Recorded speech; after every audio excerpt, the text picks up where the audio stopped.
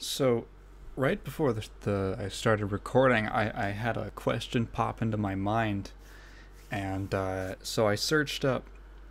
I was really curious all of a sudden whether or not breast milk was vegan, and I am happy to announce to anyone who now also is wondering this.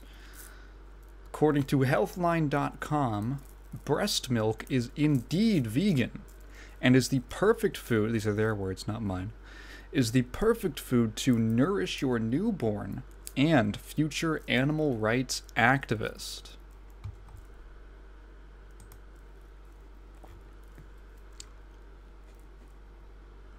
So, welcome to episode 16 of the Cellarcast. I didn't get to talk about any news, but there was some that I wanted to go over last time. There were we had no questions, right? Or am I just, I don't think we had any questions, from last episode. I kind of wanted to mention a little bit of, maybe confirm anyone's suspicions. Yes, I am becoming a reaction YouTuber. Expect only reaction videos from now on. I will be daily uploading. The documentary stuff, the little game look-sees, the the kind of what would you call it? The little variety stuff, looking at a certain topic. That's all gone, and I'm exclusively going to be doing me watching YouTube videos of trailers. It's the only thing I'm doing. No, so yeah, so I did do the reaction video.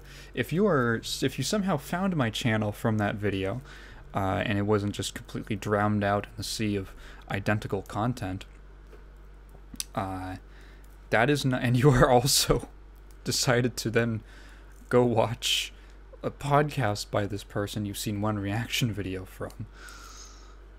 What a boob, am I right? That's not my typical content, and you probably, if you're a regular viewer, you shouldn't really expect me to do anything like it again. The reason that I did a reaction video to the Sora trailer, or to the reveal, was that, well, there were a few reasons. The first is, there's a genuine reason, and that is that this is kind of I called it history in the making, and that's because I really do believe that it is history in the making. This is going to be a historical thing of when the last ultimate character was revealed. People are going to be talking about it. People are going to be remembering it, and I think that it's kind of it's a neat thing. It's never going to happen again, and even in my own small way, I could be a part of that, and I could kind of stake my channel and my name into that event. I thought it was neat. Second, literally just I had the idea. I really wanted to do the bit at the beginning, literally all of the stuff all of the stuff before the actual reaction was the reason that I did the video in the first place. But you have to do the reaction because it's not substantial enough. So I was thinking about who's the character gonna be the night before, and then I woke up early at 4 a.m. and it started at 7, and I went on a walk, and I was thinking about it. And I just thought I was just thinking of stupid stuff because I don't know who it's gonna be. I was just thinking of stupid stuff, and I came up with the idea of having a collaboration, having the crossover character be with EA, with EA Sports Division, and that it was gonna be an amalgamation, a combination of every single professional sports player. And and it was gonna be like double from Skullgirls. And I was just kind of thinking about this idea while I was walking, and I was developing it in my head, and then like I thought about like the idea of it, like the neutral special, like turning into, like morphing into OJ Simpson and just taking out a gun and murdering you in cold blood. I thought about that, and I was like, I was like, okay, now I have to do this. Now I have to make this video in like 3 hours. So I went home, I got all of the materials together, I made like in GIMP, I made the fucking, I got the PNGs and I put it all on there so that I wouldn't have to edit it in post. And then I watched the reaction. And I don't really care that much about Sora. But other people do. Like, the thing is, like, I don't need every single character in Smash to appeal to me, right? Like, I already have Mega Man. I've had Mega Man since Smash 4, which is a game I didn't even play. Because I didn't own a Wii U. Like, I've got Mega Man, I've got... I mean, Joker's in there, and personally, I'm more of a Persona 3 guy, but, the representation is nice, and then there's, like... I was way more hyped for Kazuya, to be honest. And I'm not even a Tekken player, I just thought he was super cool. And I always like seeing the fighting game representation. Just having that, even if there isn't, like, a Guilty Gear character. It's okay, you got, like, the Mount Rushmore figures, right? You got, like, Ryu, Terry, Kazuya. If you were making the Mount Rushmore, it would probably be Heihachi, but instead of Kazuya. But, you know, the only one missing is, like, you know, Sub-Zero or Scorpion or whoever. It wouldn't matter on Mount Rushmore because it would just be rock. It would just, you wouldn't be able to, there's no colors. You could say it was, you could say it was rain. You could say it was Reptile. But yeah, like, I don't, and the thing is that, like, there's so many characters who, I think people get really uptight about Smash character reveals, and it's always, like, these weird fucking adults who are way too into this shit, and they get unreasonably angry when it's not, you know, Scrimblow Bimblow. And I just think back, like, did you, like, forget when you were, like, a kid? Like, when you were a child? Like, because when I was a kid, my first Smash game was Brawl. I went over to a friend's house and he had it, and I just thought it was sick because there was, like, oh, there's, like, video game characters in this. And literally, I went and I counted literally, like, half the roster. This was when I was maybe 7 or 8, first time I played it. Half the roster of Brawl were characters I didn't know. They were just strangers. They could have just been original for the game. And getting exposed to that was really cool. It's like, oh, who's Snake? You know, like, who is, what's another, I mean, obviously, you know, Snake and Sonic were the two crossovers. And I already knew Sonic, of course, but,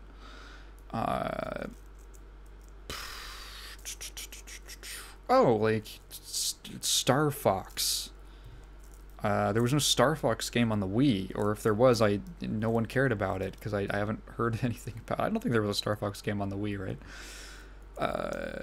So that it just wasn't a part of... There was, like, the ones on the GameCube, but, like, I didn't know anything about Star Fox. There was, who else was in Brawl? Like, Mr. Game & Watch. Like, how many people, when they were kids, knew... You can be all cool, like, yeah, I had an NES growing up, so I knew all these characters. You didn't know Mr. Game & Watch. You probably didn't even know Rob, okay? You shut up. It's cool to be introduced to characters that you had no idea about. Like, I feel like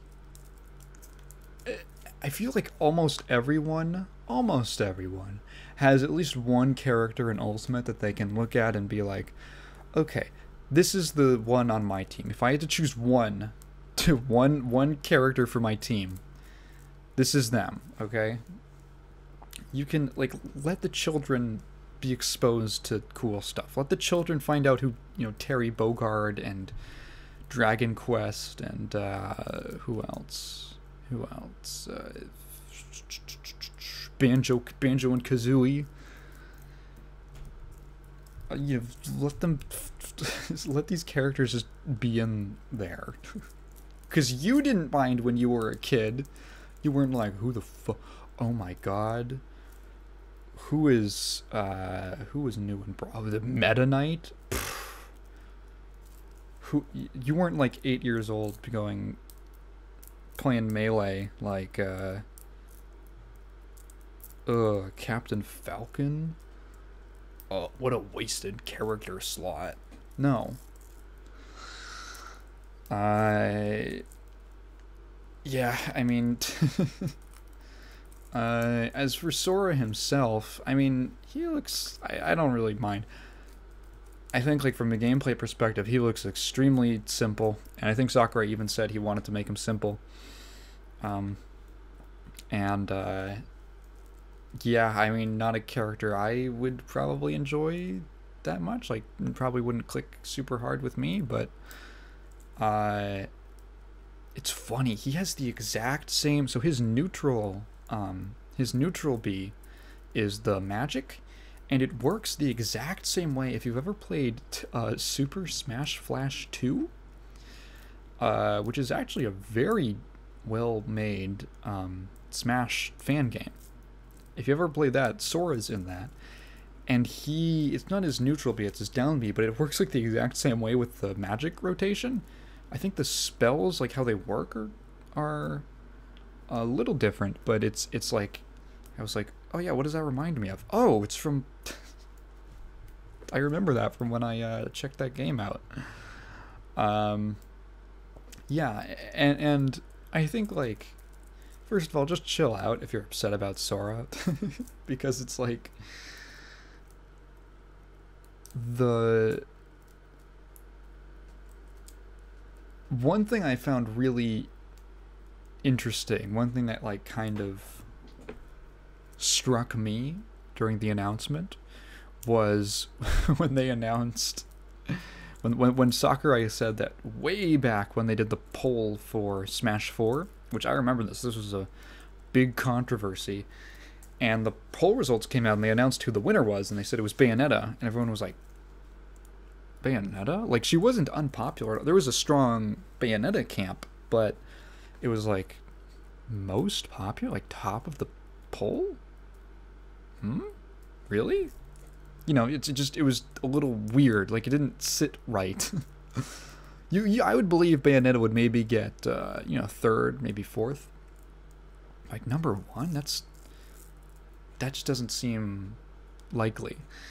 And they had the little asterisk of, like, of conceivable characters or something like that, or of realistic characters we could realistically put into the game.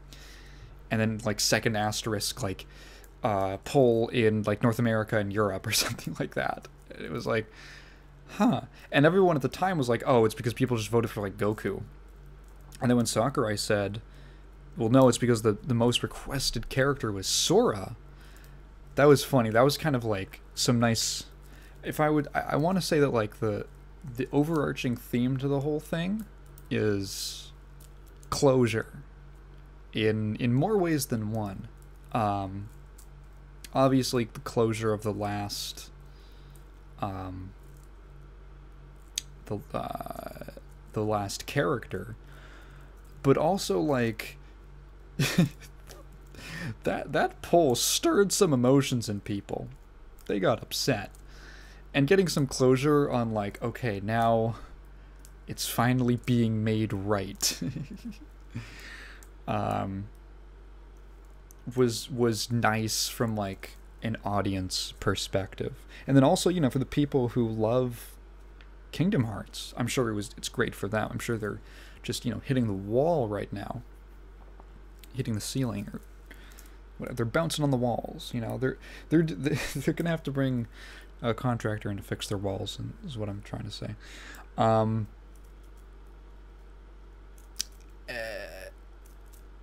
And then also one thing that really struck me, and I think you can see it in the video, is when Sakurai said that when the final results were in, and he said he looked at the top of the list and it was Sora, he was like, oh shit.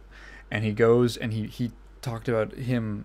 I'm picturing it in my head, like he's meeting with Iwata, and I can imagine them saying like, yeah, this is like what the poll was, but like there's no way, right? Like there's no way we can do it because it's like it's Disney. We have to work with Disney, and like, oh, like Nintendo has a relationship with Square, so you know that probably they might have been able to, you know, man, more than they did with like Konami, but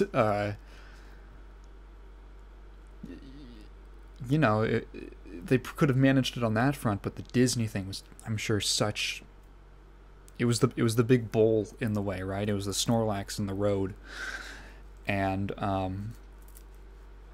they and then Iwata just was just like, okay, don't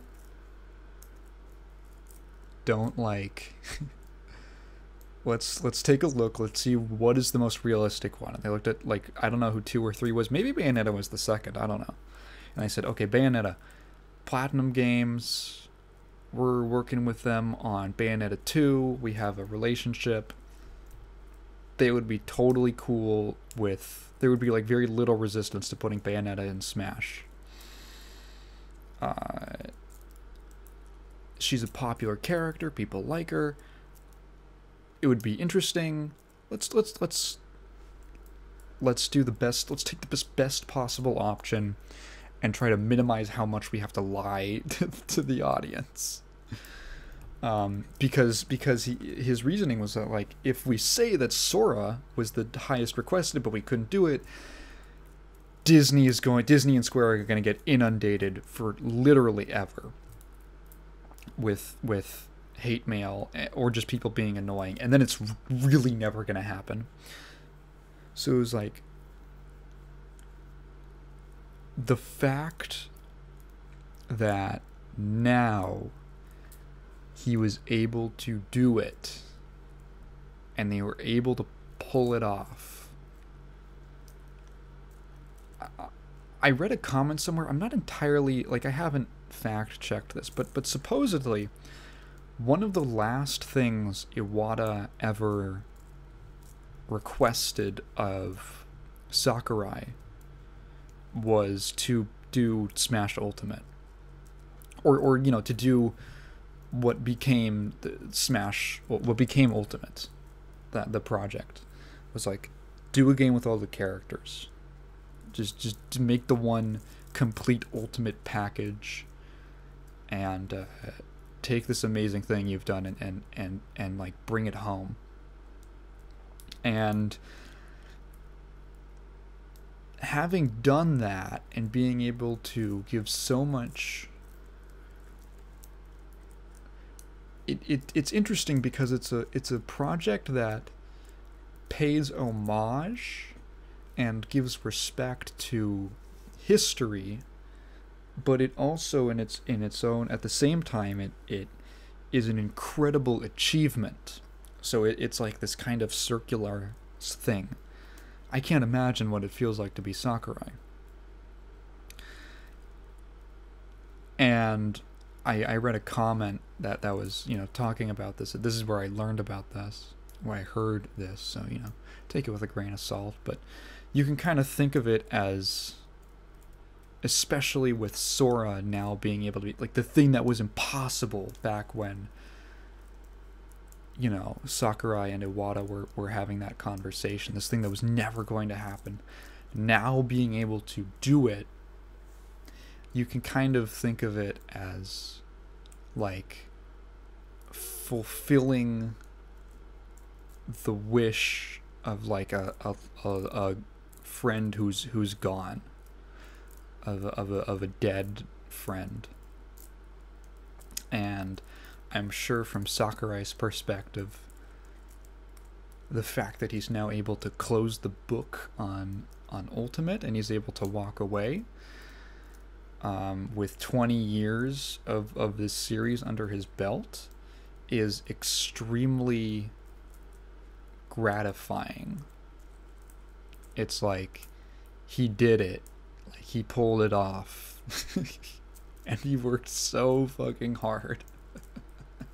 That man works too hard. So in that sense, I look at Sora, even though I don't personally care about it, like about him. I don't have that much real personal investment in Sora or Kingdom Hearts, the way that a lot of other people do. And he doesn't look that interesting to me from a gameplay perspective, and you know, all these personal things, right? I can still look at his inclusion as a nice little bow on top of this incredible achievement. And almost like, I think of it as the happy ending for Smash Brothers. This is the happy send off, and we're all gonna be cool.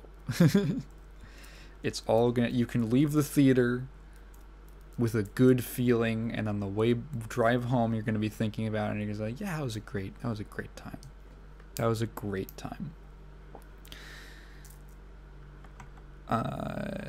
Jeez, I've been going for 20 minutes just rambling about, you know, breast milk.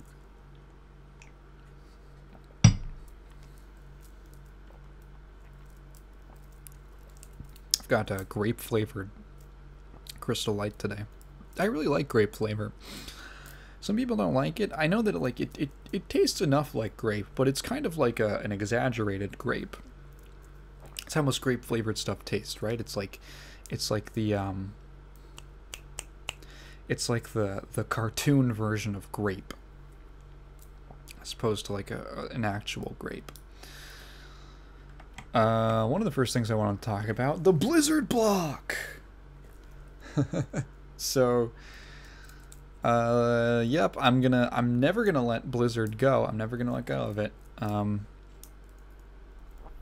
Blizzard block, reset the clock, because they had 2 different lawsuits. So this brings up our lawsuit total to 4, I believe. They had the initial investigation by the California DFEH. Then they had the shareholder lawsuit. Now the SEC, what's the something. Very good guess from me on what that means. Very good, Tigan. SEC.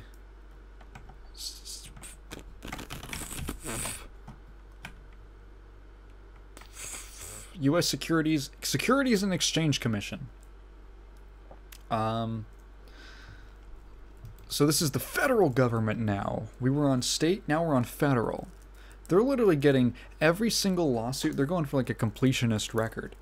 There's got to be like an achievement for this. Like every single different type of lawsuit. They've got civil cases, they've got state level, they've got federal, and now they have another one. The U.S.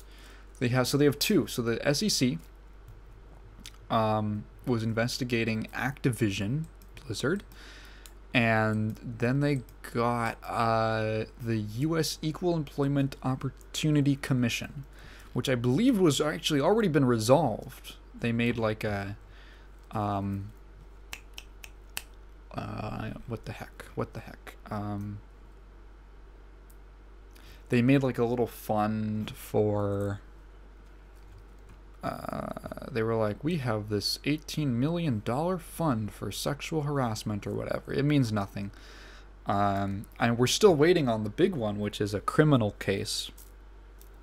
Oh, I can't wait for a criminal prosecution. Right now they're all civil cases, which sucks because it's just going to result in a settlement. And nothing will change.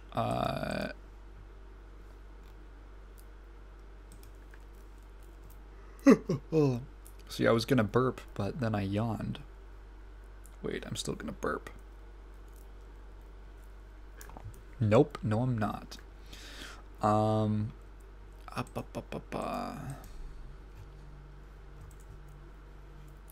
Yeah, I really don't know. I don't have anything else to say. They're just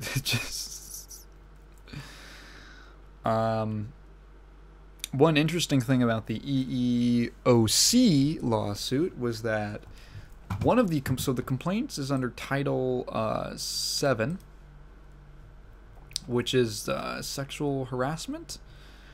So there's 3 bullet points, which is sexual harassment, retaliation, which I think is like bad faith, like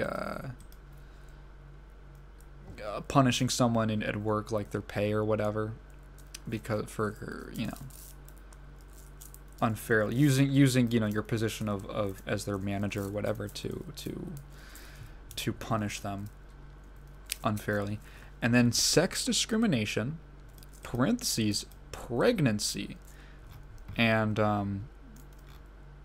that was interesting because that was one of the cases from the original investigation that really stood out to me, where, if no one remembers, there was a woman who was pregnant, worked at Blizzard. She was pregnant, and she went in for a checkup or whatever, and there was reason to believe there was stuff to suggest there was results from that to suggest that she might have complications during her pregnancy or during her birth, which might result in her child dying, right? Which, as you can imagine, is a little bit distressing. Just a little anxiety inducing, I feel like I shouldn't have to explain why that is cause for alarm for a woman.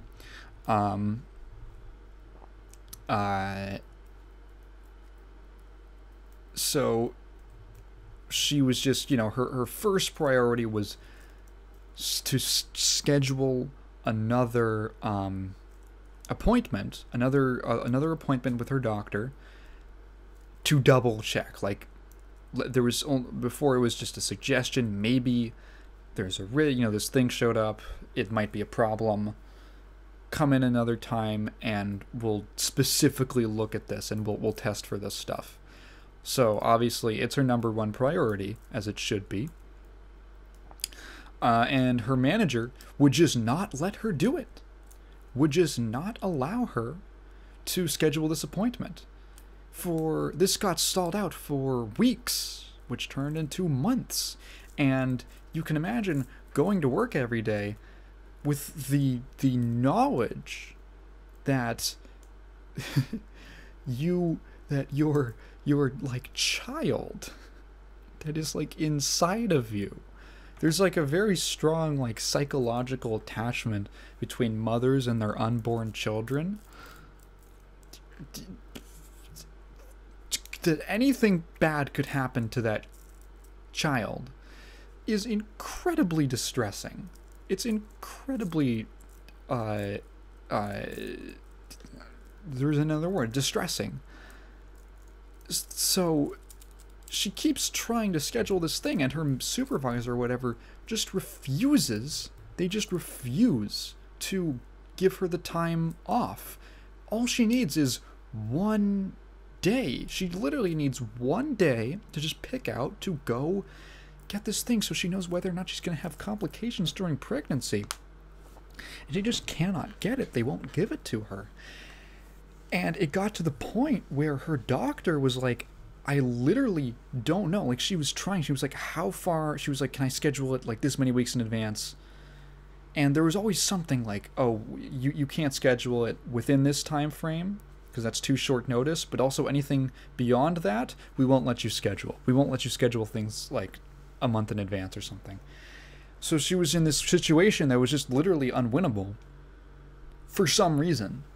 And her doctor was like, I don't know why they won't let you schedule this appointment. This is something that, with the insurance you have, literally anyone in this state should be able to have this appointment.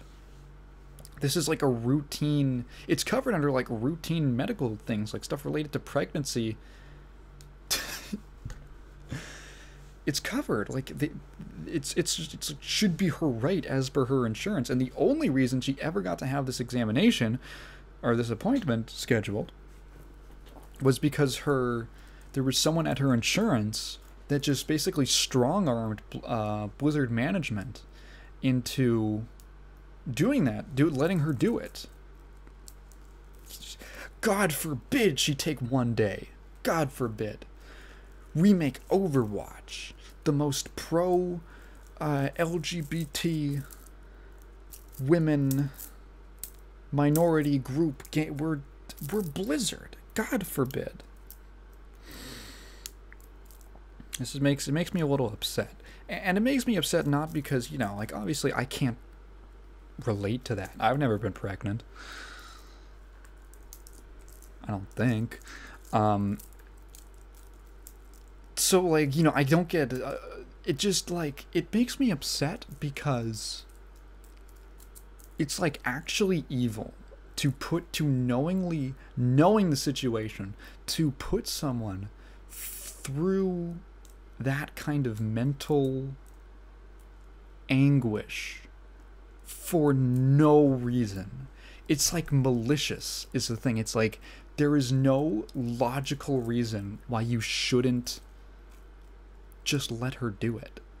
It's like malevolence for no other reason. And it's shocking. It's like actually evil. And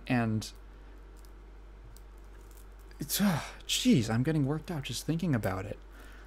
I wanna beat that person senselessly who was making that decision that she couldn't do it, that she couldn't schedule this appointment.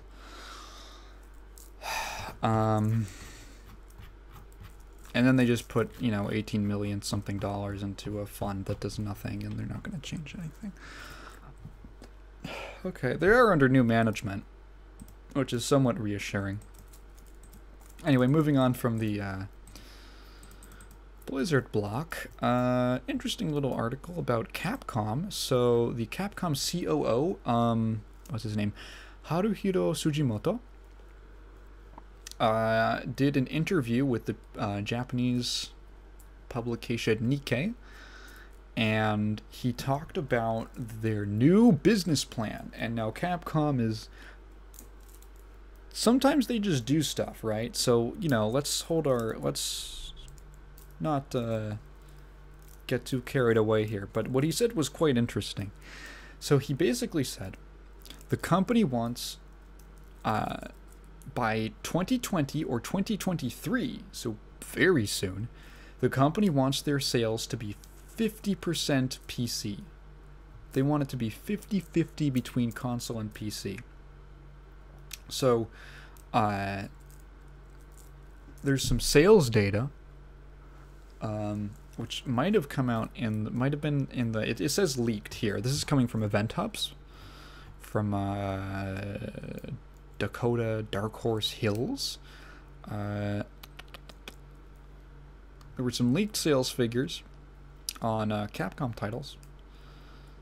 So specifically Monster Hunter World, so it sold over 5.7 million copies on Steam versus 5.5 million on PS4 and 1.7 million on Xbox One.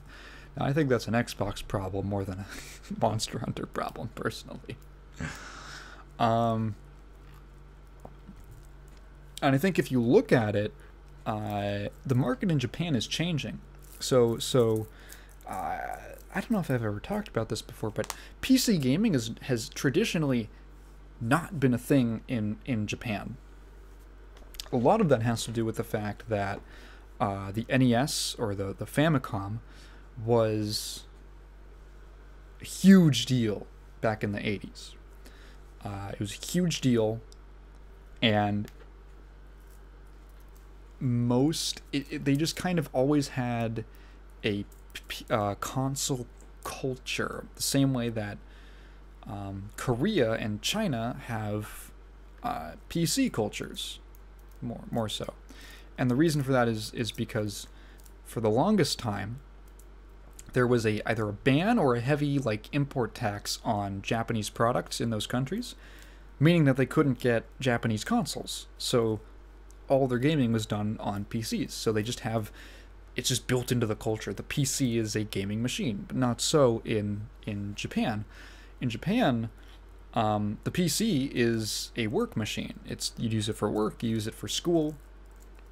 The idea of owning a PC specifically to play video games is pretty foreign. It's pretty foreign, at least for a very long time. It was just one of those things. It just got kind of built into the culture. Oh yeah, games. It's played on the console. Also because, you know, they had some very strong Nintendo and PlayStation, pretty strong consoles. You know, if you're gonna establish a gaming culture, pretty strong contenders for in the console court. And there were, you know, like PC 98 and Sharp X 68000 and all those. But those are like they're always like really tiny little indie things, right? And those brands didn't really move forward. It just kind of got taken over by Microsoft, because Microsoft had all the business software and they were a global company. Everyone used Microsoft. Everyone used Windows for their spreadsheets and all that. So in Japan, stuff like PC gaming has not been a big thing until recently. For some reason, Apex Legends. I'm not entirely sure why. It might have to do with VTubers. So Apex Legends is incredibly popular in Japan.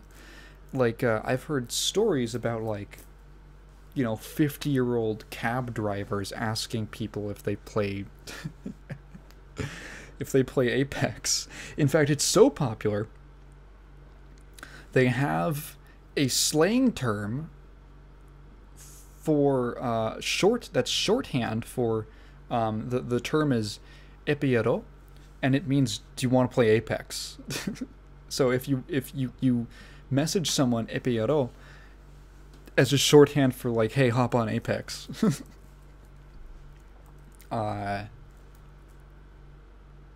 Which, you know, my Japanese is still kind of shoddy, but I think epiero is basically, if I'm guessing what the spelling of the word is, literally epe just being a shorting of Apex, and then as a yaro is just like a verb ending. So literally like Apex verb.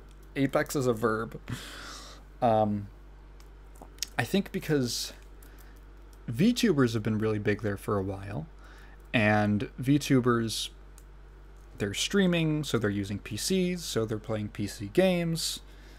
Some of them specifically, like, I know Minato Aqua is really big into Apex, and she was second highest subscribed member of Hololive for a really long time. She was still, I mean, she's still really, really big. So I think I know there's like a lot of, Apex was, you know, it got pretty big worldwide, but I think it might have just been some very significant influencers in Japan that really, like, exploded its popularity there. So, like, PC gaming is now suddenly, like, a thing that people are aware of and they're, like, interested in. And when you look at Capcom specifically, you can look at, like, some of their divisions. For instance, I was going to say they're fighting games, but it would be more accurate to say they're fighting game, because they only do one at a time now, because they're scared of putting out more than one fighting game because of what happened in the 90s. I'm so sorry, Darkstalkers. I'm so sorry that had to happen to you. Everyone plays Street Fighter V on PC because the online was whack because they messed up the implementation for a while, and they've not been super keen on fixing it. And it's still, even though it's a lot better, still shaky, still kind of shaky, SF5. And if you're PC has now become the go-to for fighting games just because of the connection. Because in this increasingly, especially with, you know, lockdown and not being able to go to events, you gotta play online, you're doing online tournaments, it's just easier if everyone uses PC, because you know they're plugged into an Ethernet port, or they should be. You know that it's a way easier to just organize stuff. You could just send someone, you know, a link to a lobby.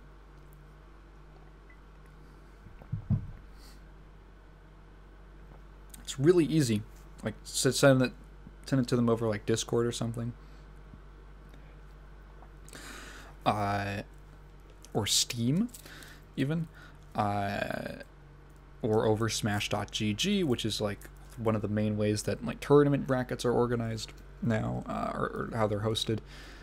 So like fighting games are now like, yes, so the article even mentions like, yeah, SF5 basically like on PC now. Tekken 7, you gotta play it on PC. Guilty Gear Strive, you can play it on either. And I think Evo was hosted on console, but the big PC player base. It hit like big records on Steam for the series. So the idea that, and then let's see, was there any other?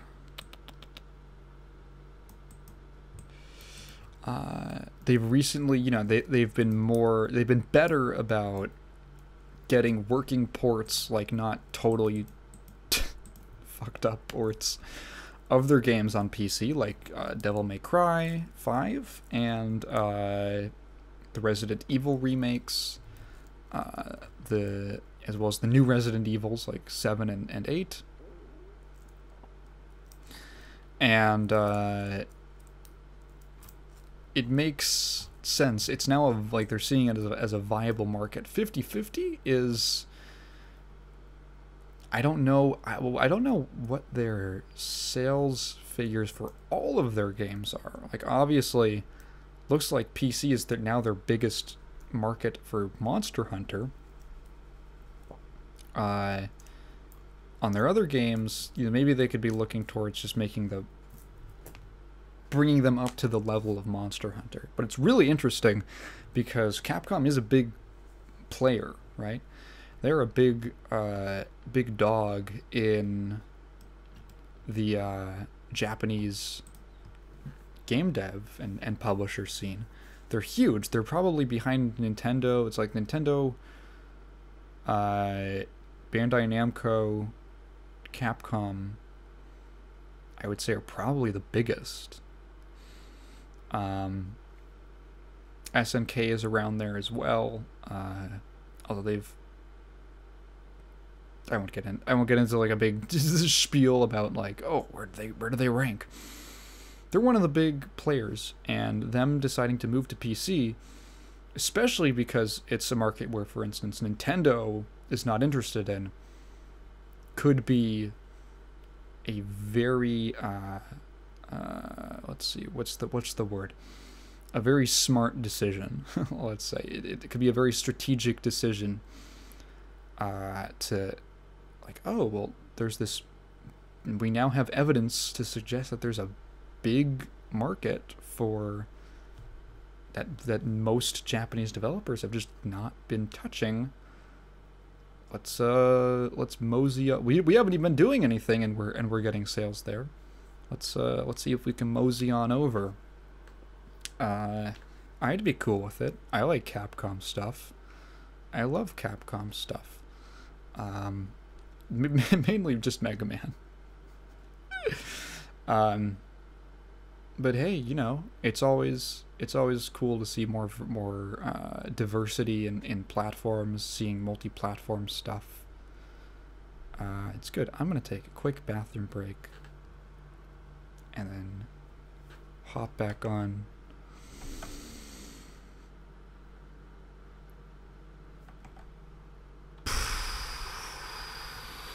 Guess who's back? It's me. I saw this, I had to talk about it. This one comes from Andy Robinson on Video Games Chronicle. Twisted Metal director pissed off by revival news.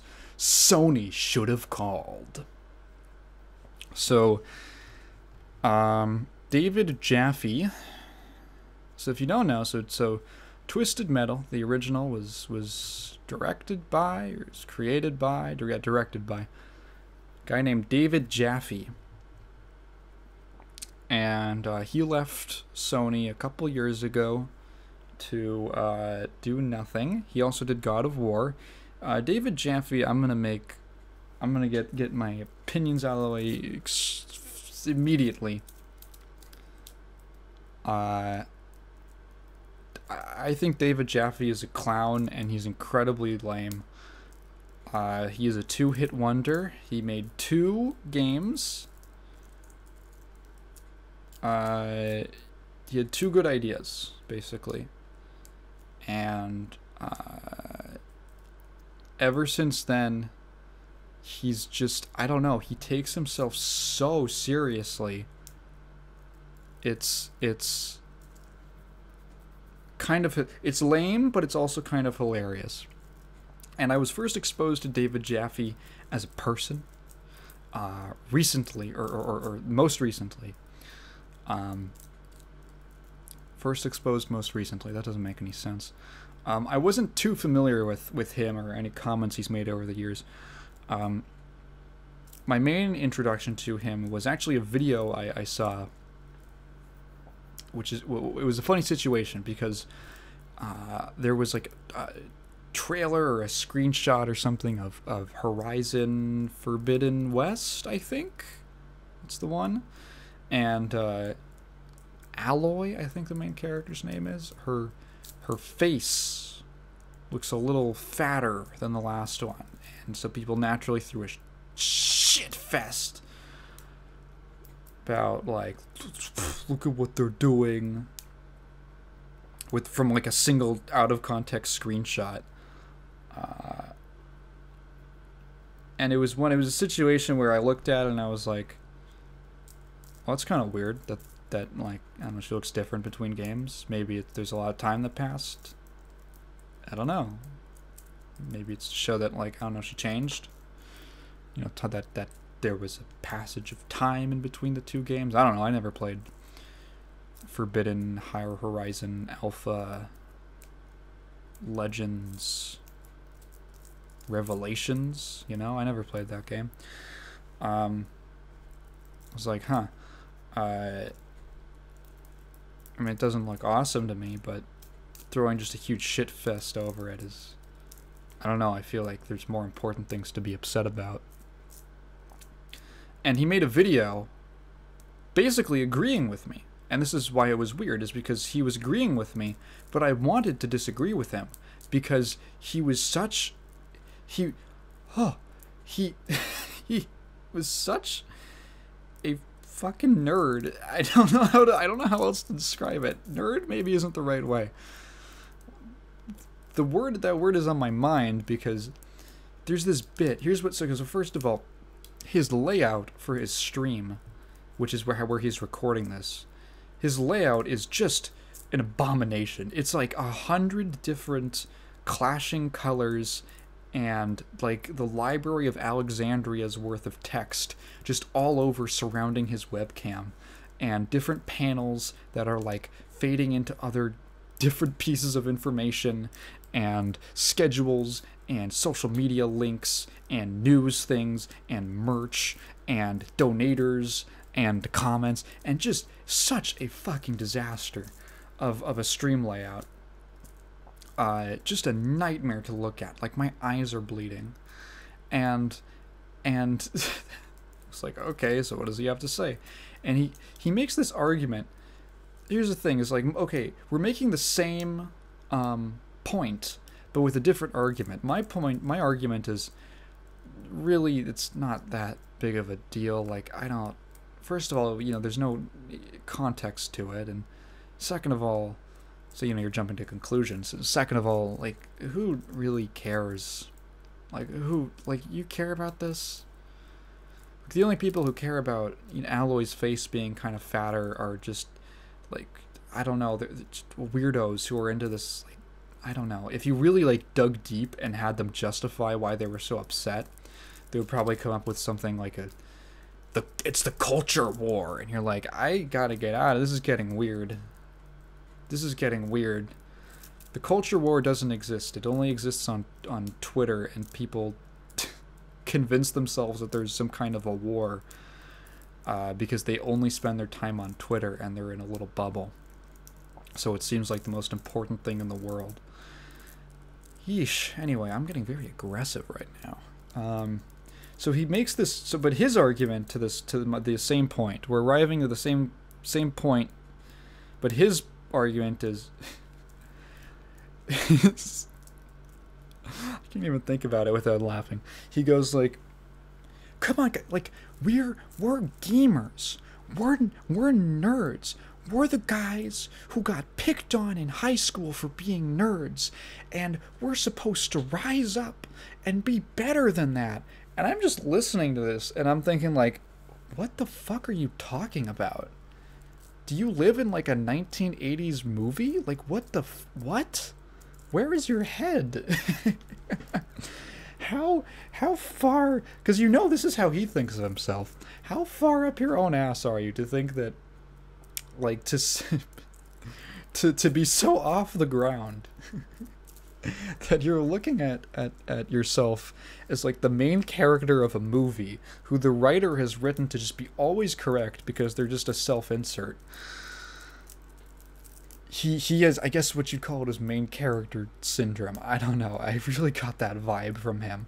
Just this whole spiel about like this completely unrealistic idea of like, like gaming is it's a global thing. Lots of people play video games. It's not just like,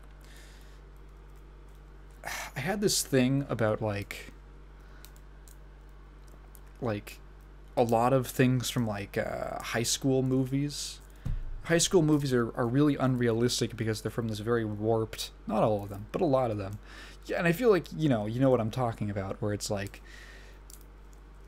this isn't really how high school is, but that's because it's written from the perspective of someone who got bullied in high school. Because the writer was like a gay theater kid who got bullied for being a gay theater kid. And now he's going to write the gay theater kid as being the hero who is way better than like the stupid meathead football players. And it's just like extremely incel-y, and I'm really aggressive. I don't know why I'm doing this right now. Maybe it's just David Jaffe. Maybe he just gets me in the mood. I haven't even gotten to the meat of the article and why it's so funny to me. But like, you watch these movies and it's like, this was written from the perspective, this had an agenda to it, and it was to make the writer feel better about what they went through in high school, to be like, yeah, like, I'm getting back at them now. And it creates this weird feedback loop where people in high school or people,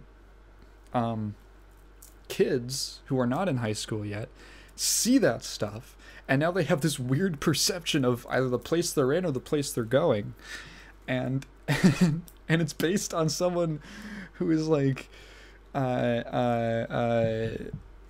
vindictively using their profession to get back at the people who don't even remember, who are probably totally different, and if they saw them would probably be like, hey, I'm really sorry for like, calling you a, I'm not going to say the F slur on camera with the mic on, but they're just seething like they never got over it. That's David Jaffe. David Jaffe is like, no, I made God of War. I showed them. I made the cool game where you're the toughest guy. Oh, and he has sex with all the women. Oh. So, there's a Twisted Metal reboot. This is the kind of man David Jaffe is. There's a Twisted Metal reboot coming out, or a revival, and David Jaffe left, all association with Sony in 2018, and they announced this revival, and he's not happy. So, if you go to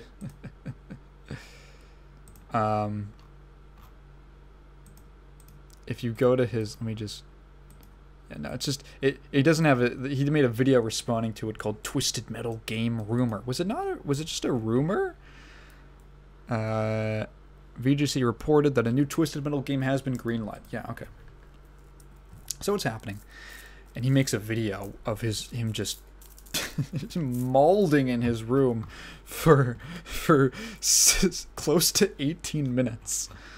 And he says, okay, let's pull a couple quotes from this article. But first I'm going to take a drinky.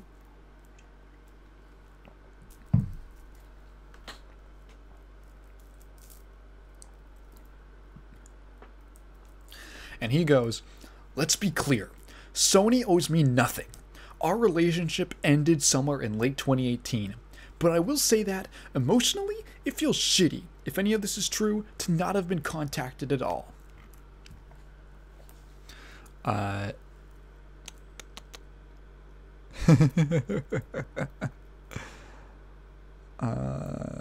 me find the exact one. So he goes on a bit of a tirade until he comes to this amazing pull quote where he goes, so he says, like, at the end of the day, I'm excited that Twisted Metal is still going in some form or fashion. I will be there to play it, and if they ask me for my help, of course I will be there. Oh my god. Ooh, that's a very simpy line. And then he goes on to say, this is the line. I know things. I know where the bodies are buried. Hell, I know who pulled the trigger before they buried the fucking bodies. I'm not saying I'm gonna give shit away that's going to hurt people, because I don't want to be a dick, but you should have called. You should have called. Twisted Metal was near and dear to my heart. I made 2 franchises for you guys. I never said anything on my stream that has been anything other than honest and accurate. There are things that I haven't said. I could literally play you guys. Let's say this, and I would never reveal these things, but let's just say that you're morons, Sony, if you think that a lot of your meetings are unrecorded and unshared out in the world, because it's not the case. But I would never share that. And unquote. Holy shit. Dude. Fucking. You can tell. This is the point that he's like, but you're morons.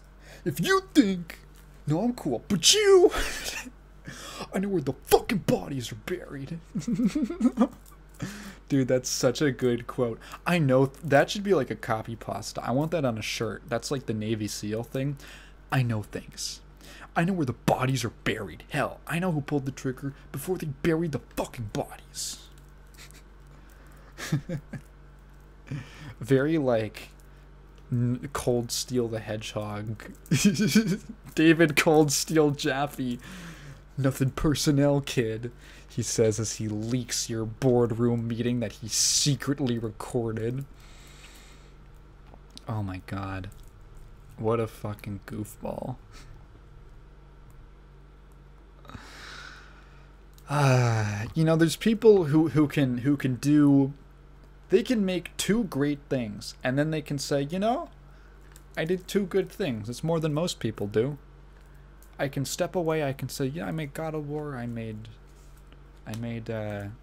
Twisted Metal. I'm going to continue my career. I'm going to move on gracefully. I'm gonna just walk forward. And then there's this. And then there's, hey. Hey. Why did you do that to me? I can. This is like an ex. This is like getting with like a new girlfriend, and your ex calls you, and they're like, "Yeah, no, I'm really happy, but you know, if like wanted, does she know that your dad left you?" Just what a absolute goofball. The fuck is this? I have a notification from YouTube, it's just a video suggestion. But on my phone it says tap to play on TV. Samsung 7. Huh? What? I don't own a Bluetooth TV. Let's investigate. I think I'm gonna burp in literally every single episode. Let's see. Tap to play. Huh. Samsung set. It's a Corona Inugami video. Turn off. What? I'm so curious about this. This has caught my. It's not, I'm not connected to it on a Bluetooth thing. I don't know what the heck. There's no, like, there's nothing like that. What the fuck? Is that, like, my neighbors? Yo, could I just play some shit on a neighbor's? If I go to any random video, can I just play some shit on my neighbor's television? Let's see. Come on. Is there a button for that? Share? Nearby share? I don't know. There's gotta be a thing. There's gotta be a way.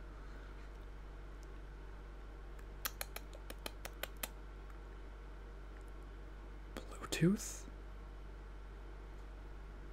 No, doesn't seem to be the way. Share nearby. Huh. I don't know what the heck is going on with that. Anyway. How long have I been talking? I haven't even gotten the news from like this actual past week. What even happened? Let's just do a cursory glance at r/games.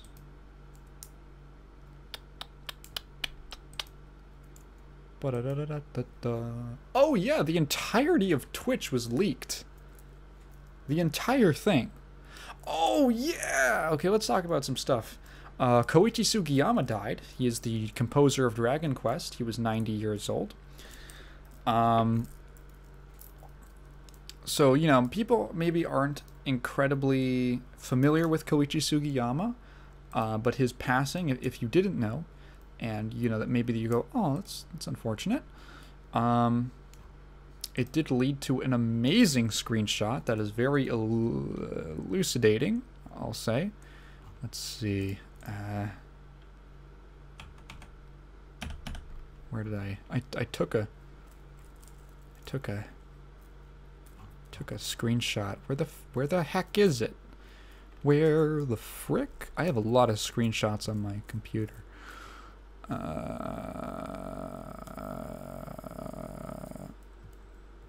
If I just like view, I want to get the exact wording of. Yep, here we go.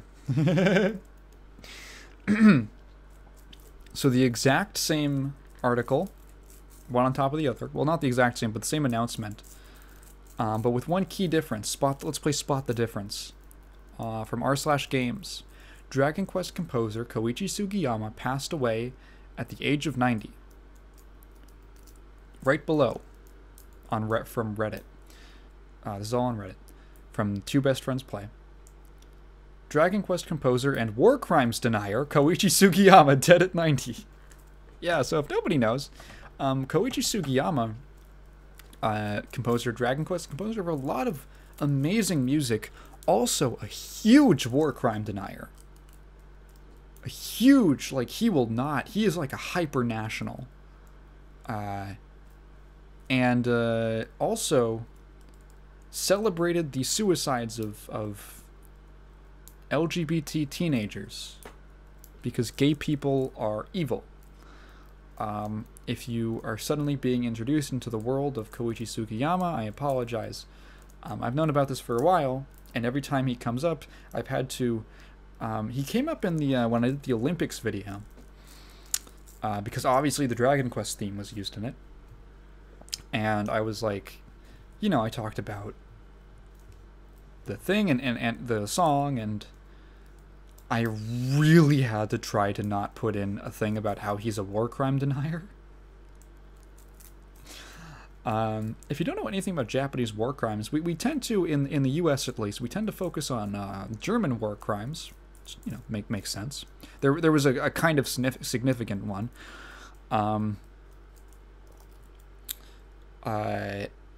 We never really talk about Japanese war crimes. They might in Russia and China, but not in the US. And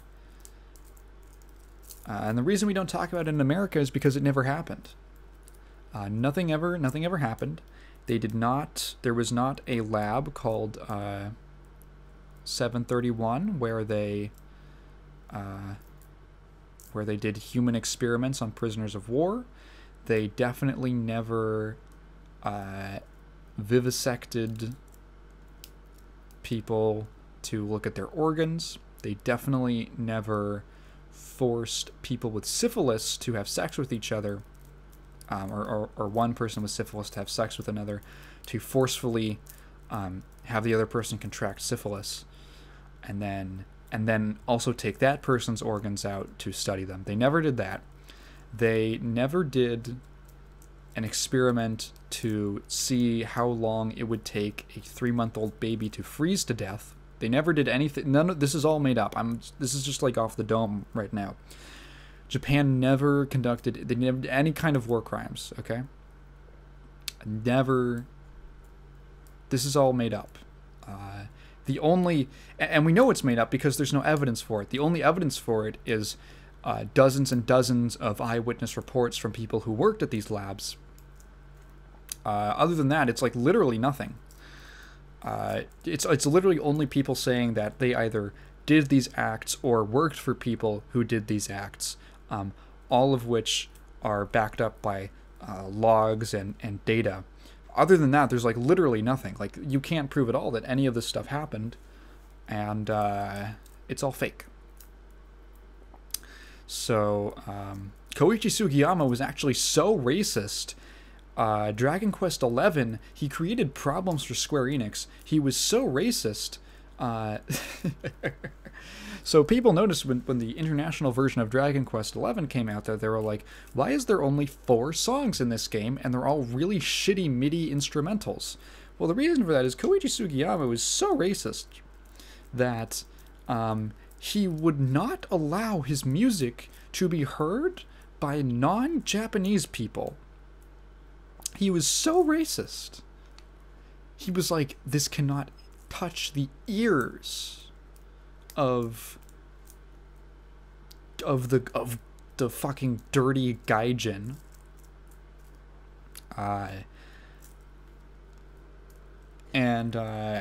So Square was like, please just let us, like, they have to use his music. It's Dragon Quest. They have to use his music. They're like, please just let us use the songs. And he's like, no, I don't know. From his, like, you know, he's just a fucking skeleton melting into like a hospital bed. No, I won't. I won't let the fucking gaijin hear my music.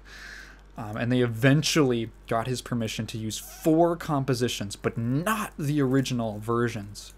Specifically, they got someone to make MIDI arrangements of them so it wouldn't be the true instruments playing. So it's Whew, it's bad. It's the sound of MIDI, really bad MIDI trumpets. Trumpets are one of the worst, in my opinion, as a trumpet player. One of the worst MIDI instruments. Sometimes you can make it work with a certain sound card or in a certain setting. Like, you know, there's SNES games that, you know, some of them make it work. Whew. This does not sound good. Not at all. So fuck that guy.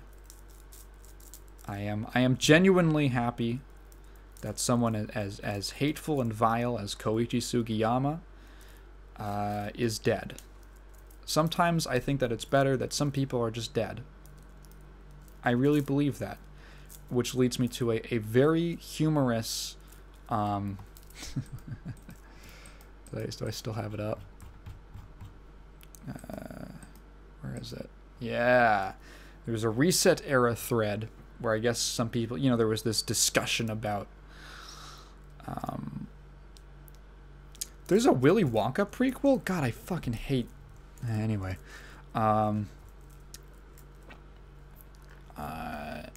Someone goes, you know, in response to people celebrating Sugiyama's death, I won't celebrate the death of a human being, period. To which Anaron, true hero, responds, then you're not a true Sugiyama fan. Let me see if that's so good. Koichi Sugiyama. Yeah, he was a huge homophobe. He hated gay people. Let me see if I can grab an article. This is coming from Gaming Mag. That's such a good name. Shout out to the people at Gaming Mag.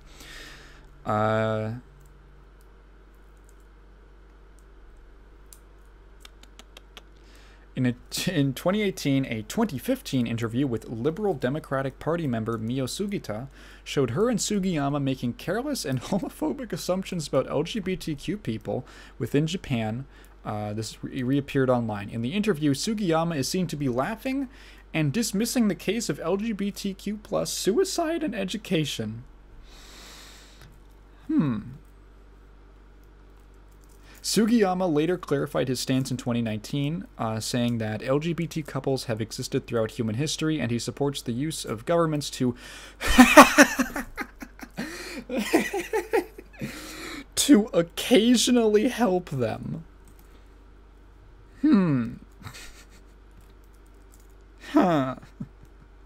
To occasionally help them.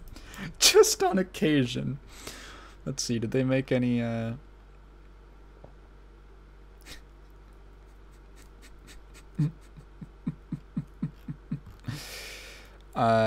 let's see. Tax dollars. Tax dollars shouldn't go to gay people. Gay couples, says the woman he appeared with.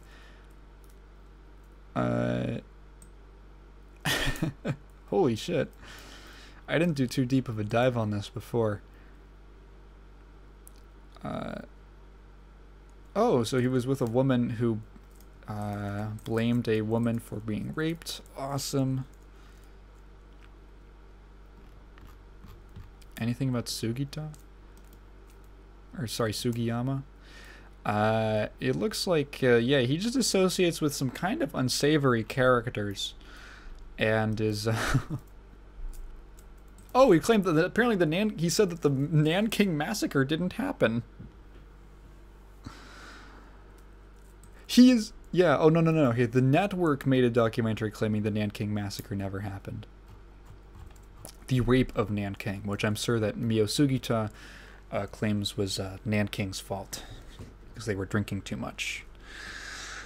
Okay, well, fuck that guy. I don't have any problem celebrating the death of awful people.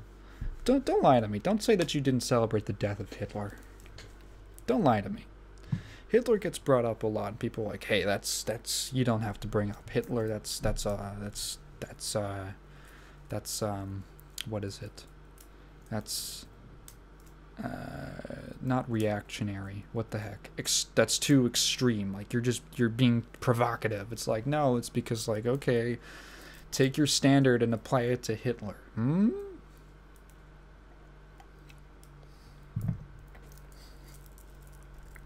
Take your standard, apply one end, apply it to Hitler, and then to get the other end, apply it to like a Make-A-Wish child. And does it hold up? Anything else I really care about? Oh yeah, so the Avengers game, the Square Enix Avengers game, which I'm actually making up right now. It never actually happened. It never existed, and I'm this is the first time you're ever hearing about it because I'm making it up. It's coming from my brain. Paid XP boosts have been added to the game, despite promises it would never happen.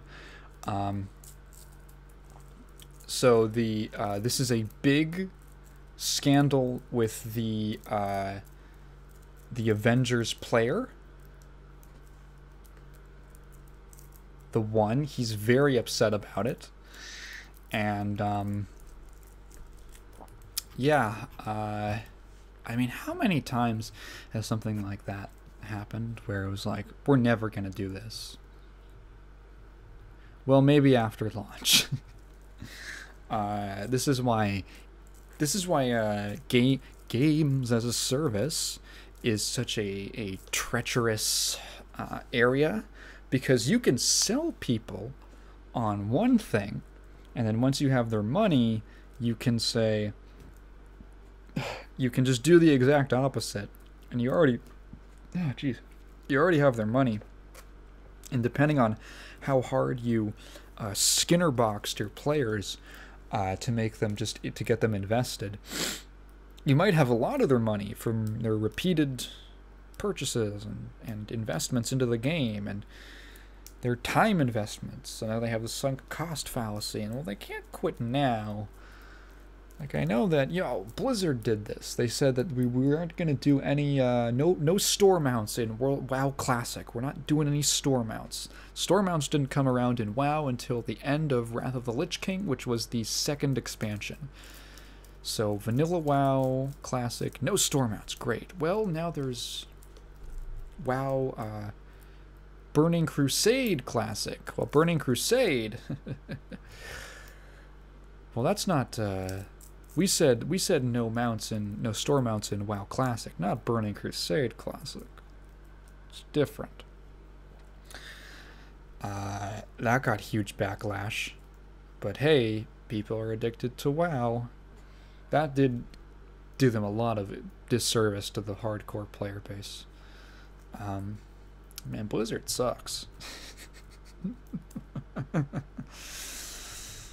They really did it to themselves, didn't they? Anyway, yeah, I am not at all surprised, and it does make me a little concerned, because obviously if it was EA, I'd be like, that's par for the course, but it's Square, and not that it's out of the question for Square to do stupid money grubbing things, but it is like, well, you think about a game like FF14. That is a game that I would say has a lot of integrity due to very careful stewardship by their producer.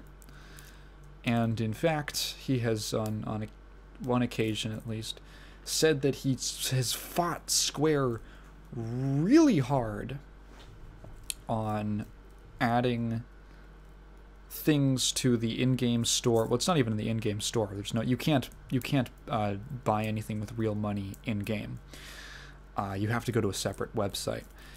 The MOG station. It's called the MOG station. He's fought very hard with them. This is one of the most brutal things that he's gone to task with them on. About what he will allow them to sell, and they have had to come to many compromises over what is like what they can sell. And luckily, he has the clout as the guy who saved the fucking company to throw down the gauntlet and say, nope, we're not doing that. And at the time when all of this was happening, when I'm sure that the game was being rebooted, he threatened to walk off.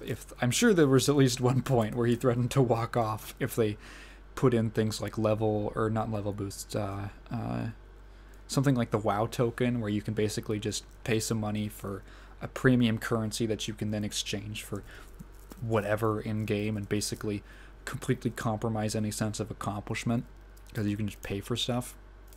Basically make the game pay to win.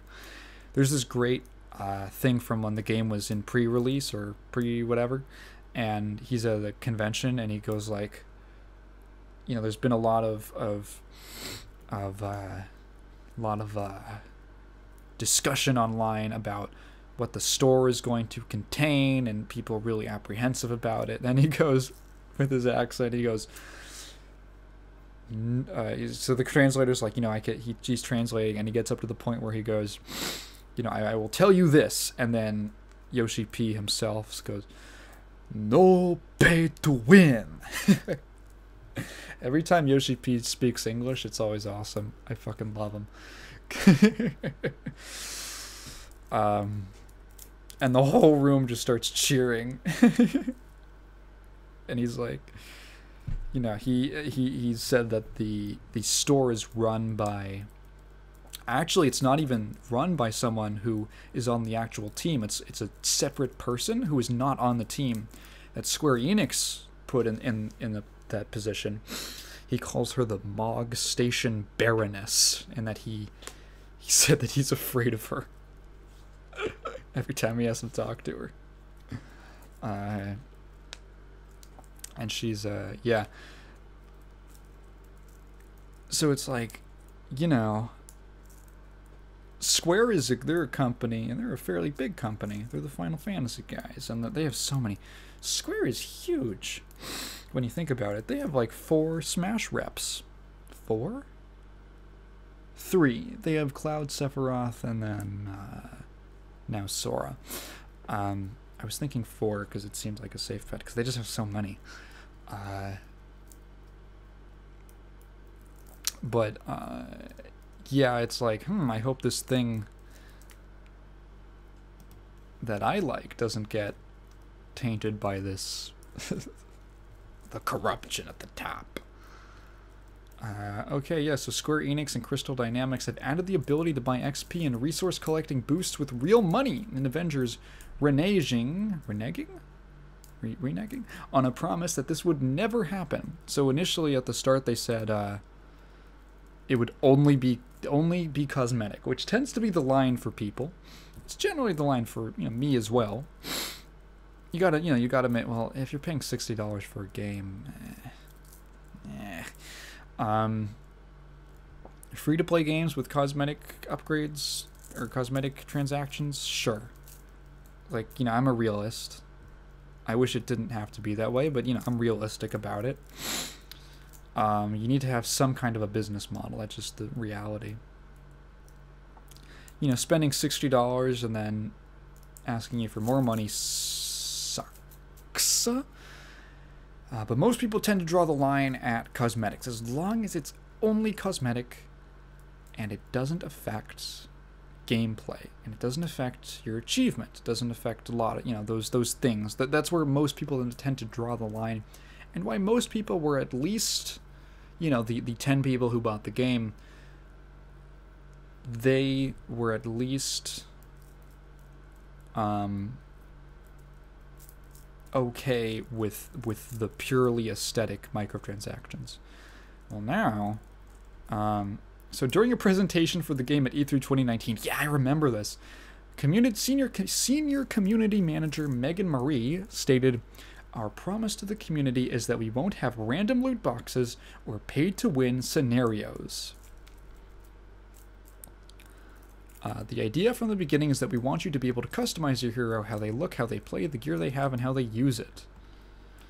Blah, blah, blah. In terms of how we monetize, we'll have cosmetics. No gameplay paywalls.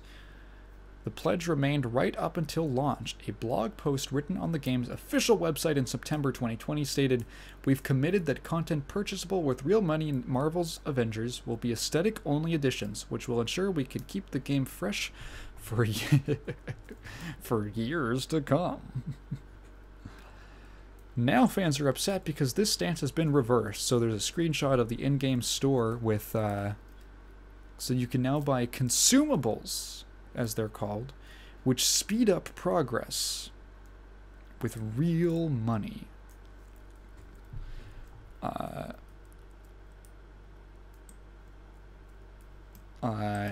Others, so basically, yeah, so blah, blah, blah. They had a feeling this change was going to happen as far back as March 2021, when Crystal Dynamics slowed down the rate at which players could level up. Ooh, that sucks. That's the worst. Apparently it led to pacing issues, such as skill points currently being rewarded too fast, which may be confusing and overwhelming to newer players. An issue that seemingly is no longer a concern as long as players pay for it. That's good. That's a good one. Who wrote this article? Chris Scullion of VGC. Good one. Well, now that you pay for it, it's like, yeah, it's one of those things that kind of makes you lose a little faith.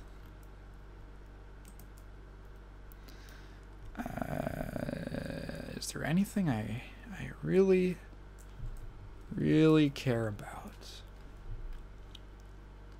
I'm just, oh, the Bloodborne producer, his name is Masaki Yamagiwa. He's in Team Ninja now. That's cool. Looking forward to anything he does. That's great. A lot of people are probably psyched about that, assuming that he had a significant role in Bloodborne. Wait, what was this? This is 10 hours ago. Apple files appeal in Epic Games case. Potentially delaying App Store changes for years? Huh? Apple is asking, this is from CNBC, Kif Leswing, that's an interesting name. Apple is asking for a stay on the injunction that says developers can add in-app links to non-Apple payment websites. What? If Apple wins the stay, which will be decided by a judge in November, the change to Apple's policies may not take effect until appeals in the case have been finished, a process that could take years. Huh? Federal Judge Yvonne Gonzalez-Rogers ruled in September in favor of Apple for 9 of 10 counts in an antitrust appeal brought by Epic Games. So, okay, so notice, so they appealed. So they came to an injunction, they came to an agreement where they said, okay, Epic has to pay out the fines, they have to pay out the fees, and Fortnite's going to be blacklisted from the App Store until those fees are paid. But in exchange, Apple is going to let developers put links to other store, like other payment methods that subvert the cut that Apple takes in their apps. Now they're saying, whoa, let's re-examine this. Let's maybe delay this. That is whack. So how? So until the appeals in the case have finished. Let's see. The appeals. What exactly does it mean? If app makers are ultimately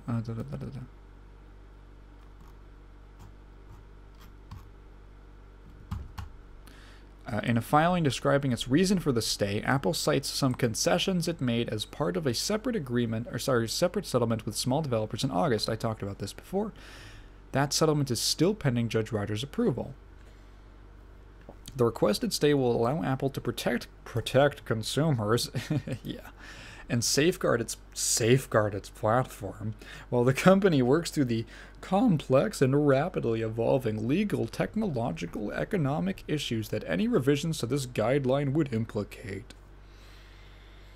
The judge also ordered Epic to pay damages to Apple. Yep. Epic Games filed a notice of appeal in September. Oh, really? I didn't... Fuck. These guys are just fucking crazy. These dudes are crazy. I'm sick of talking about...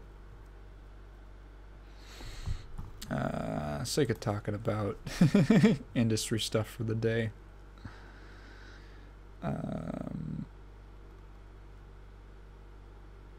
Yeah.